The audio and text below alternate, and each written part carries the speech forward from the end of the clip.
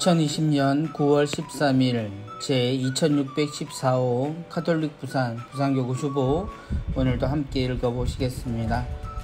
두 차례의 크나큰 태풍이 지나가고 각 본당들이 수해를 또 태풍으로 인해서 받은 피해들이 상당해 보입니다. 본당들은 다 안녕하신지요? 또 가정들도 모두 무사하시기를 바랍니다. 이제 곧 추석인데 우리가 추석을 기쁘게 지내기만은 또 올해만큼은 한가위만 같아라 라고 인사하기에는 다소 많이 걱정거리가 있습니다. 그렇지만 또다시 힘내서 일주일 또 잘 지냈으면 좋겠습니다. 오늘 주보 함께 보시겠습니다. 먼저 주보 사진입니다. 오늘 주보 사진에는 유독 눈에 들어오는 것이 수많은 원형의 동그라미들입니다. 오늘 사진은 거제동 성당의 김지백 바오로 형제님이 제공해 주셨고요. 표지 사진으로 선생님께서 주님의 마음을 이해하려면 수없이 많은 용서를 통해서 가능하다라는 의미로 하늘을 향한 수많은 동그라미를 생각하며 촬영하셨다고요. 선생님의 설명 그대로 수많은 동그라미, 이것이 어디까지 이어질지 모르는 우리의 주님이 말씀하신 용서에 관한 가르침이라면 그 사진을 들여다보면 나의 용서는 어디쯤 또 얼마만큼 될까, 그리고 그 용서가 수도 없이 한없이 이어진 것은 주님으로부터 우리가 받는 사랑의 또 다른 모습이라는 것 생각하면서 한 주간 보내면 좋겠습니다. 이 동그라미 개수를 세어보려고 처음에 생각을 했지만 그럴 이유가 없겠죠. 왜냐하면 보이지 않는 곳에도 이 동그라미는 계속되고 있을 테니까요. 우리도 하느님이 우리를 그렇게 대하시듯 우리도 서로를 이렇게 얼마만큼이라도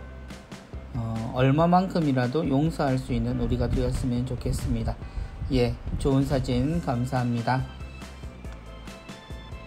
강론 보겠습니다. 오늘의 강론은 내가 자비를 베푼 것처럼. 오늘 강론을 해주실 신부님께서는 금정성당의 성사 담당을 하고 계십니다. 박경빈 알렉시오 신부님이십니다. 성사 담당 신부님에 대해서 좀 생소하신 교우님들이 계세요. 본당에서 교우들에게 필요한 성사들을 담당하시고 영적인 아버지로 활동하는 신부님들이십니다. 신부님 말씀 또 오늘도 들어보겠습니다. 주님, 제 형제가 저에게 죄를 지으면 몇 번이나 용서해 주어야 합니까? 70번이 아니라 77번까지라도 용서해야 한다. 그러므로 하늘나라는 자기 종들과 셈을 하려는 어떤 임금의 벽일 수 있다. 주일 복음 말씀입니다. 용서에 대해 여쭈었는데 예수님께서는 하늘나라의 비유를 말씀하십니다. 예수님께서는 용서가 하늘나라에 들어가는 것과 긴밀한 관계가 있다는 걸 알려주시려고 하신 거죠. 우리에게 잘못한 죄를 지은 형제를 만났을 때 나와 너만의 관계에서 생각하고 결정할 것이 아니라 하늘나라와 그 나라의 주인이신 하느님을 먼저 떠올려야 한다는 가르침입니다. 그리고 이어지는 비유는 10,000달란트를 주님으로부터 탕감받은 사람이 나 자신이라는 것을 기억하면서 죄지은 형제의 잘못에 대응해야 하고 주님으로부터 내가 받은 엄청난 용서, 즉 10,000달란트의 탕감을 기억한다면 내가 해야 하는 용서의 횟수를 제한하는 것은 적절하지 못하다는 말씀입니다. 실생활 속에서 우리는 죄지은 형제의 잘못 앞에서 그 형제의 잘못만을 바라보며 그 잘못을 분석하고 거기에 상응하는 벌을 찾는 데 익숙하죠. 그러나 오늘 예수님께서는 우리로 하여금 하느님께로부터 내가 이미 받은 용서를 기억하고 있어야 함을 말씀하십니다. 7번이 아니라 77번까지라도 용서해야 한다 라는 말씀은 내가 받은 용서를 기억할 때 가능한 일이며 용서하시는 하느님의 도움이 있어야 가능한 일이라는 말이지요. 오늘 이 독서인 로마서에서도 같은 맥락의 이야기가 전해집니다. 우리 가운데에는 자신을 위하여 사는 사람도 없고 자신을 위하여 죽는 사람도 없습니다. 우리는 살아도 주님을 위하여 살고 죽어도 주님을 위하여 죽습니다. 그러므로 우리는 살든지 죽든지 주님의 것입니다. 살아도 죽어도 주님을 위해 살고 죽는 사람은 죄지은 형제를 대할 때에도 주님과 함께 주님의 뜻 안에서 대할 것이고 내가 주님께 탕감받음을 기억하며 행동할 것입니다. 복수하는 자는 주님의 복수를 만나게 되리라는 제1독서의 말씀은 탕감받은 은혜를 모르는 사람을 가리키는 말입니다. 탕감받은 우리에게 아버지께서 바라시는 것이 무엇인지 마음에 잘 새기고 살아갑시다. 내가 너에게 자비를 베푼 것처럼 너도 내 동료에게 자비를 베풀었어야 하지 않느냐. 시부님의 말씀처럼 우리의 자비는 바로 하느님을 닮아서 가능한 일이죠.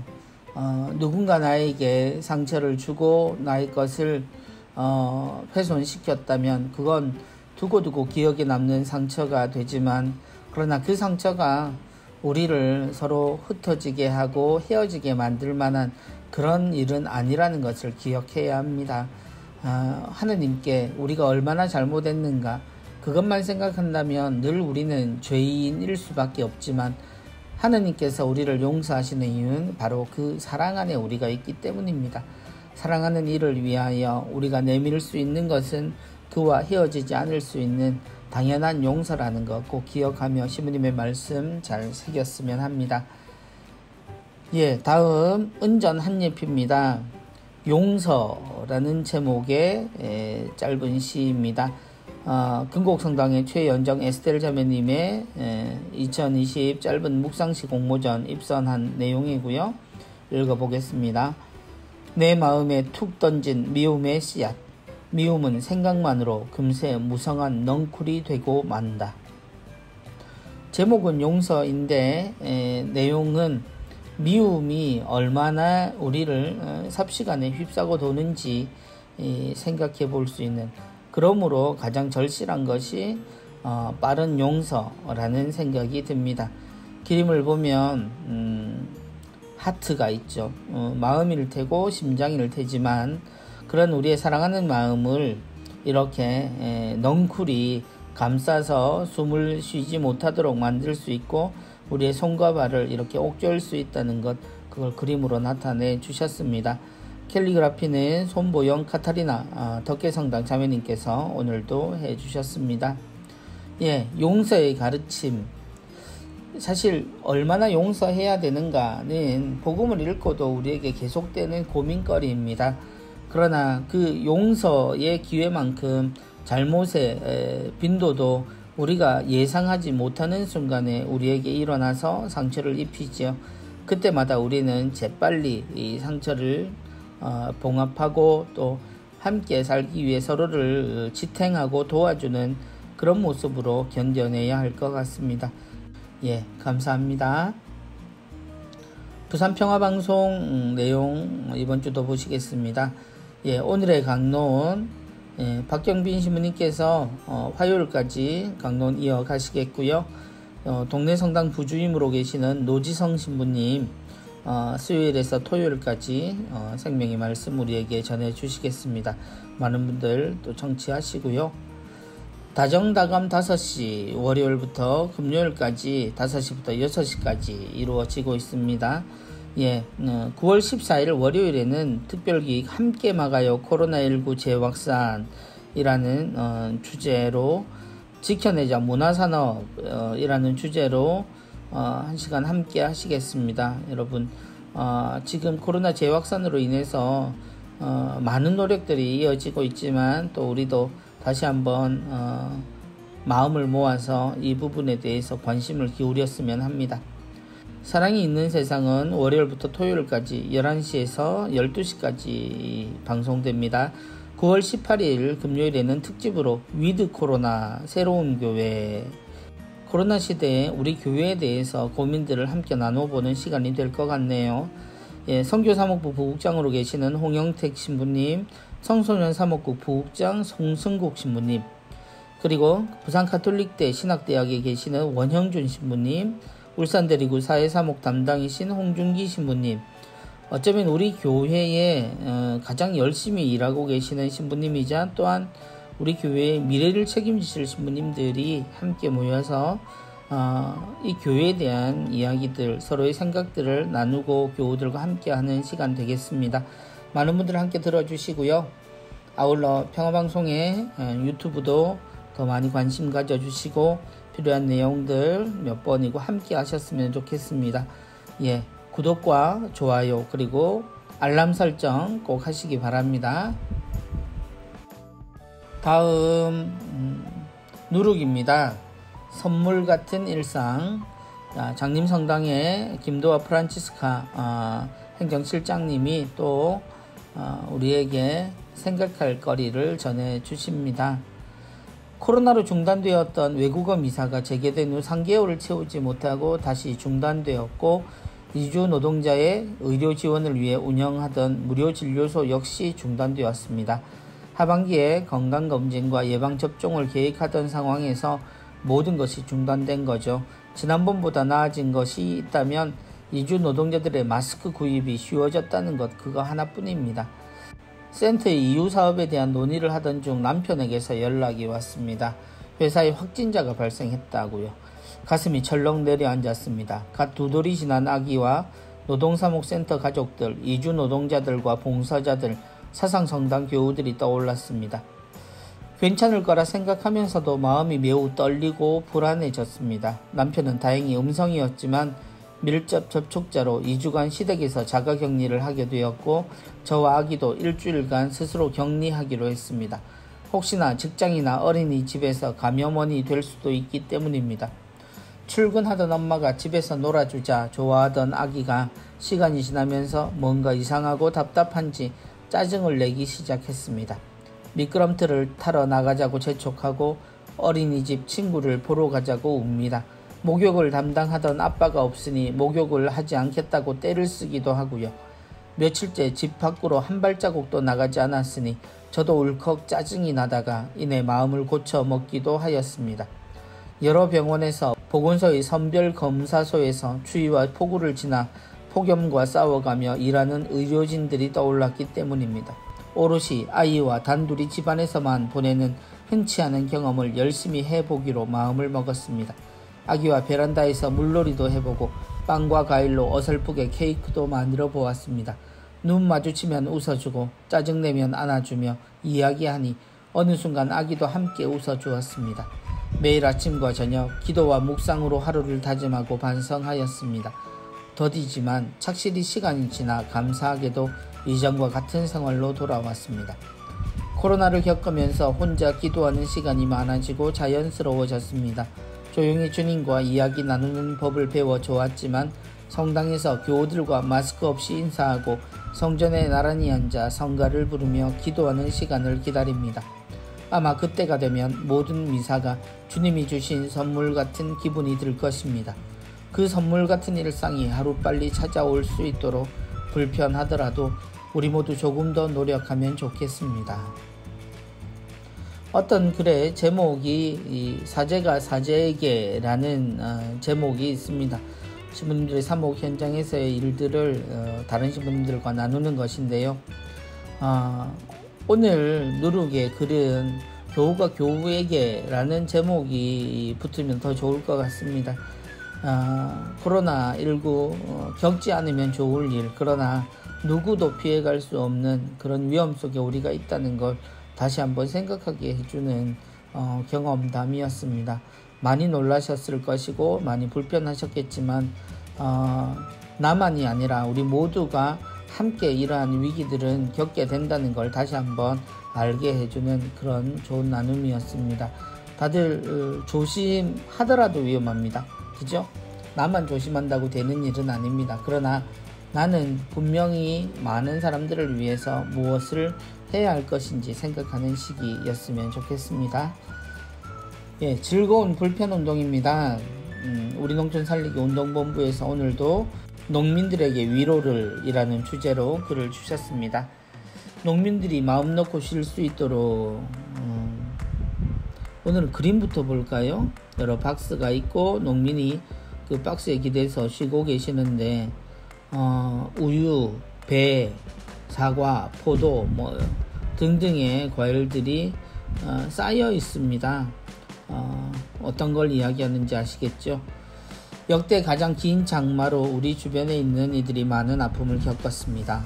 물은 생명에 꼭 필요한 것이지만 또한 물은 우리에게 준엄한 이야기를 건네줍니다. 기후변화로 인해서 지난 시간 우리들이 살아왔던 방식이 지구에 아픔을 주었다는 것이 드러났습니다. 또한 이러한 변화는 농민들에게 어려운 시간들을 안겨줍니다. 과거에 했던 방식으로 농사를 짓는 것이 이제는 더 이상 가능하지 않게 되고 외로이 생명을 키웁니다. 그러나 많은 이들이 농민들의 어려움을 이해하고 이 땅의 생명, 농산물로 밥상을 차리고 나눈다면 큰 위로가 되고 더위의 바람처럼 쉼이 됩니다. 함께 해주지 않으시겠습니까? 라고 글을 주셨습니다. 오늘은 불편운동보다는 우리가 생각하고 함께 나누었으면 하는 내용, 농민들이 마음 놓고 쉴 수 있도록. 지금 농민들이 이중 삼중의 고통을 겪고 있죠. 아주 길었던 장마, 그리고 그 뒤에 바로 이어졌던 두 번의 큰 태풍을 맞아서 많은 농산물들이 지금 굉장히 어렵게 되었습니다. 미리 결실을 준비하던 이들에게 슬픈 소식들이 연일 주어지고 있고, 사실 코로나 재확산이라는 또 다른 사태에서 우리의 관심 밖으로 잊혀질 수 있는 위기에 또 있습니다. 이런 시기에는 조금 더 마음을 써서 우리가 많은 사람들과 함께 나눌 수 있는, 조그만 정성이라도 그렇게 나눌 수 있는 그런 마음들 쓰셨으면 좋겠습니다. 함께 도움을 나누실 분들은 우리 농촌 살리기 운동본부로 연락하시면 되겠습니다. 예, 오늘 카톡입니다. 오늘 카톡은 프란치스코와 함께 하는 또 카톡입니다. 태풍 피해는 없었니? 다행히 별일 없었어. 바람 너무 무섭더라. 8월엔 폭우로 날리더니 마이삭에서 하이선까지. 요즘 태풍은 왜 이렇게 센 거지? 지구온난화로 바닷물의 온도가 높아져서 그렇다는데 큰일이다. 지구온난화는 먼 얘기처럼 느껴졌는데 이미 돌이킬 수 없을 정도로 진행되었다고 하는데 우리들은 잘 모르고 있었지. 이렇게 우리 생활에 직접적으로 영향을 주는 것을 보니 무섭다. 그래, 우리가 조금 편하려고 했던 행동들이 공동의 집인 지구를 무너뜨리고 있는 거야. 그런데 우리가 해봤자 되겠어? 그걸 어떻게 막아? 나부터라도 라는 마음으로 행동하면 조금씩 바뀔 수 있지 않을까? 대중교통을 이용한다거나 전기를 아껴 쓰거나 일회용품을 쓰지 않거나. 그럼 이번 주일엔 걸어서 성당에 가야겠어. 예, 그렇습니다. 지구온난화의 영향들, 그리고 태풍은 늘 발생하던 것이긴 해요. 그런데 점점 세워지는 이유가 지구온난화와 관련이 있다고들 합니다. 어쨌건 우리는 얼음이 다 녹을 만큼의 더운 세상을 맞이하고 있습니다.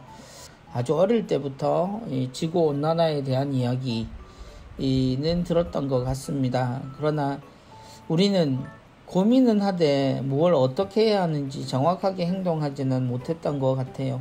그 결과를 우리가 지금 목격하고 있는데, 더 중요한 건 그때도 그렇고 지금도 그렇고 우리 다음 세대에 어떤 세상을 우리가 물려주게 될까라는 지점이죠. 어릴 때 계곡물을 손으로 받아서 먹는 그런 장면은 익숙했습니다. 사실 우리나라는 금수강산이어서 계곡물을 그냥 마셔도 되는 몇 안 되는 나라 중에 하나라고 자랑을 했었어요. 그러나 지금은 전혀 그렇질 못하죠. 물을 사 먹어야 안전하다라고 이야기된 지는 꽤 오래된 일입니다. 많은 것들이 좋아졌다라고 이야기하지만 실제로 우리가 느끼고 있는, 또 체험하고 있는 이 자연의 훼손 정도는 상상을 초월하고요. 우리의 작은 노력들이 무슨 도움이 될까라고 나오는 이 내용처럼 실제로 우리의 노력들이 너무나 작은 미미한 효과를 가져올 수밖에 없는 세상이 되었습니다. 그러나 이러한 노력들이 우리에게 주는 효과는 1차적으로 우리가 가장 우려하는 순간들을 늦춰줄 수 있다는 것, 조금씩 미뤄줄 수 있다는 것, 그리고 어느 시기에 계속적인 노력을 통하면 어느 시기에는 좋아질 수 있다는 것. 그리고 자연은 언제나 자신을 치유하기 위해서 노력하는 만큼 사람의 노력과 또 자연의 치유력이 함께 한다면 우리가 생각하는 것보다 빨리 이 세상은 다시 회복될 수 있으리라고 생각을 합니다. 희망도 놓지 말아야 하겠지만 또 확신도 가지고 열심히 했으면 좋겠습니다. 당장 주일에 성당에 걸어가겠다는 이 다짐처럼 우리도 당장 할 수 있는 것이 무엇이 있을까 가족이 함께 생각하고 노력하면 좋겠습니다. 한마음 한몸입니다. 사회사목국의 엄마의 소망이라는 글입니다. 아기의 뇌에 암모니아 수치가 높습니다. 응급차로 실려와 대학병원 신생아 중환자 집중치료실에 들어간 아기를 기다리던 엄마 하이퐁 씨가 담당 의사로부터 처음 들은 말입니다. 그녀는 울먹이며 우리 아기 제발 살려주세요 하고 의사에게 매달립니다. 아기는 태어나자마자 암모니아 수치를 임의로 조절해야 하는 요소회로 대사 이상증이라는 희귀병 진단을 받습니다. 완치가 되지 않아 평생 약으로 수치를 조절해야 합니다.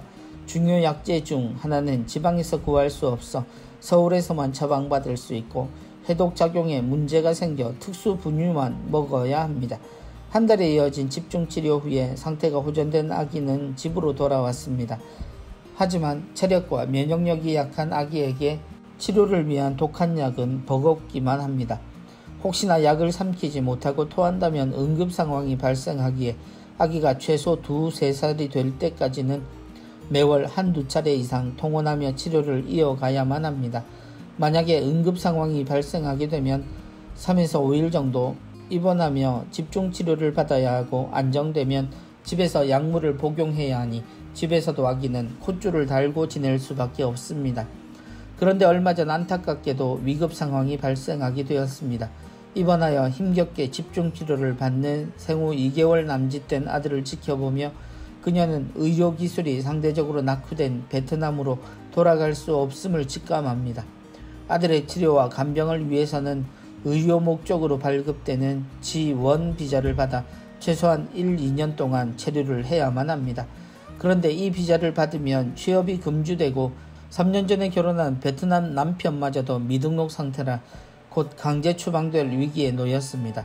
이러한 하이퐁 씨의 절박한 상황이 알려져 현재까지 수천만 원에 이르는 아들의 치료비는 감사하게도 대학병원 사회사업팀과 친구들의 도움으로 해결할 수 있었습니다. 하지만 앞으로가 더 걱정입니다. 최소 1-2년 동안 아들의 치료비와 가족의 생계비가 마련되지 않는다면 그녀는 아픈 아들을 품에 안고 베트남으로 돌아갈 수밖에 없기 때문입니다. 첫째를 열흘 만에 잃은 후 2년 만에 귀하게 얻은 둘째이기에 아무것도 할 수 없는 그녀의 마음은 찢어지는 듯 아픕니다.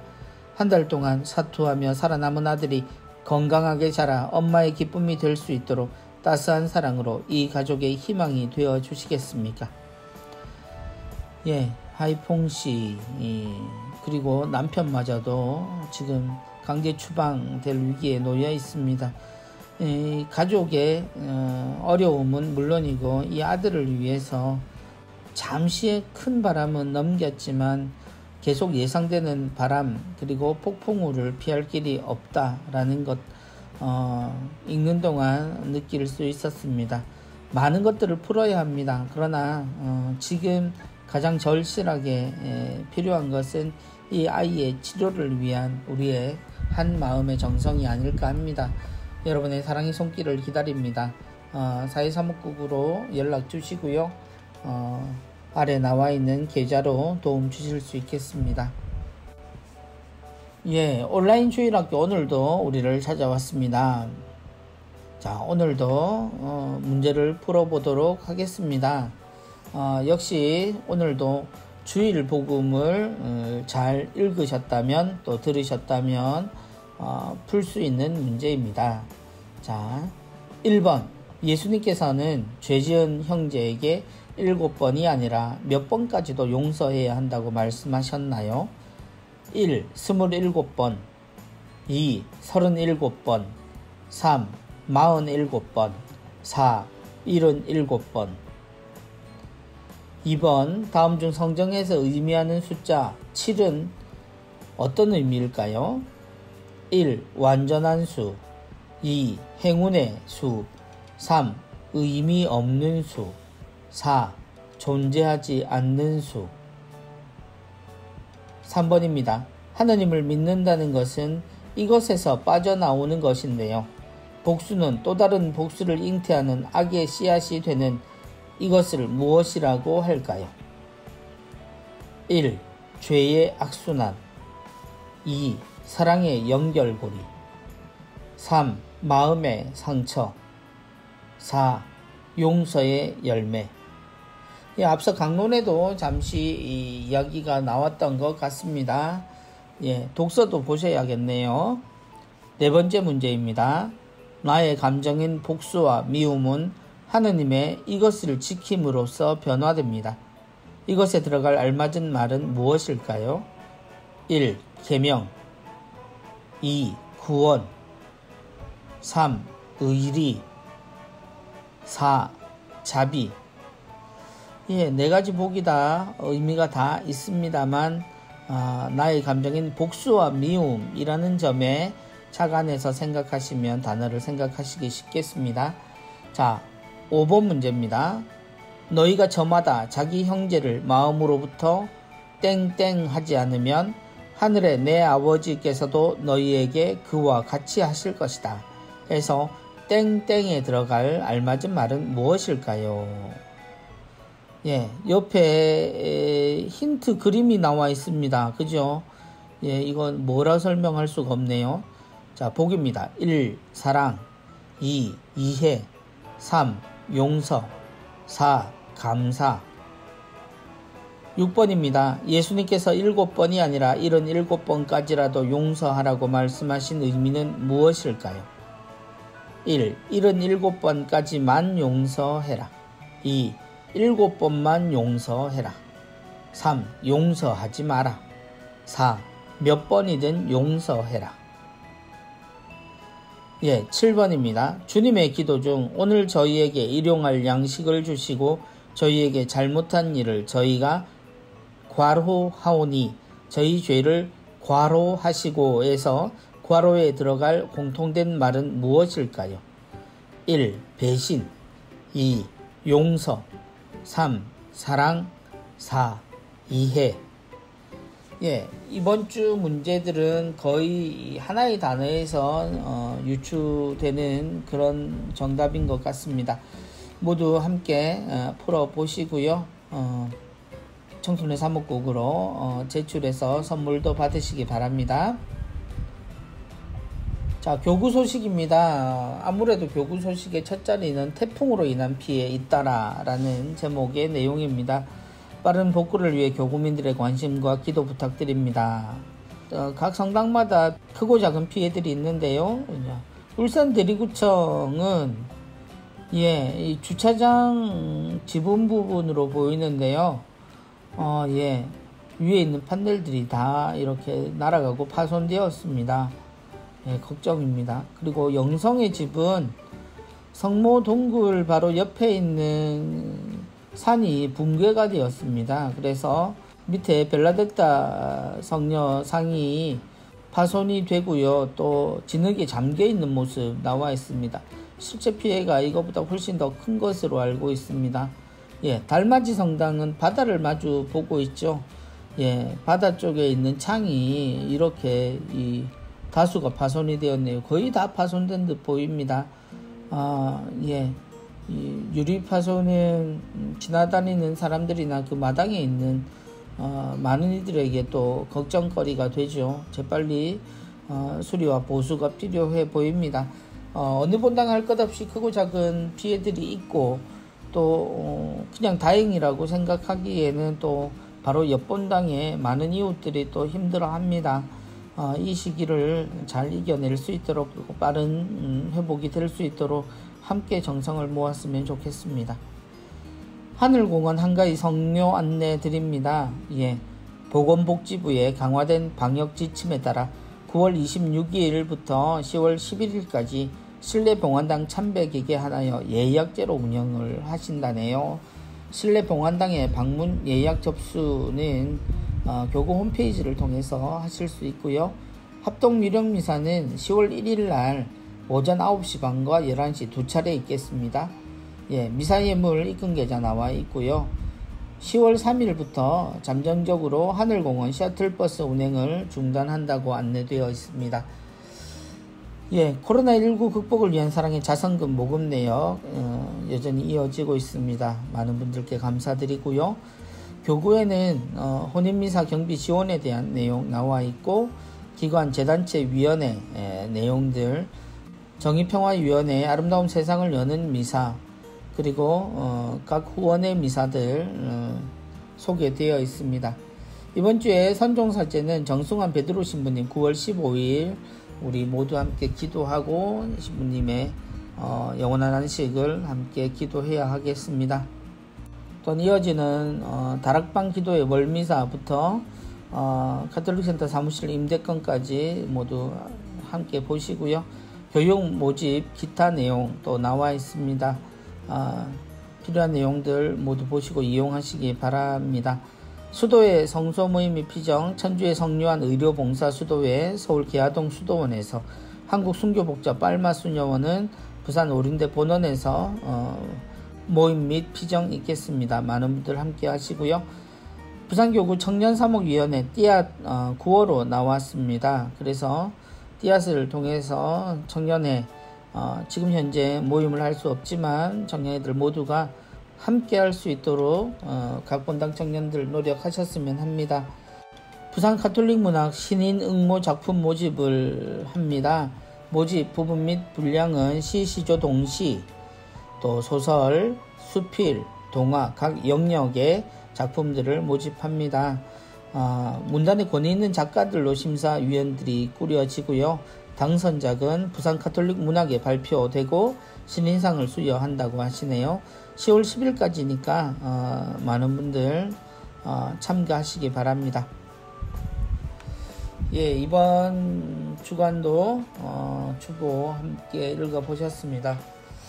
예, 많은 숙제들을 안깁니다. 그 숙제들이 계속 쌓이고 쌓여서 하나씩 풀어도 앞이 보이지 않는 상황들이 벌어질 때 가장 위험한 것은 포기하려는 마음이 생긴다는 거죠. 지치고 힘든 것, 그 결론이 포기가 되어서는 안 될 겁니다.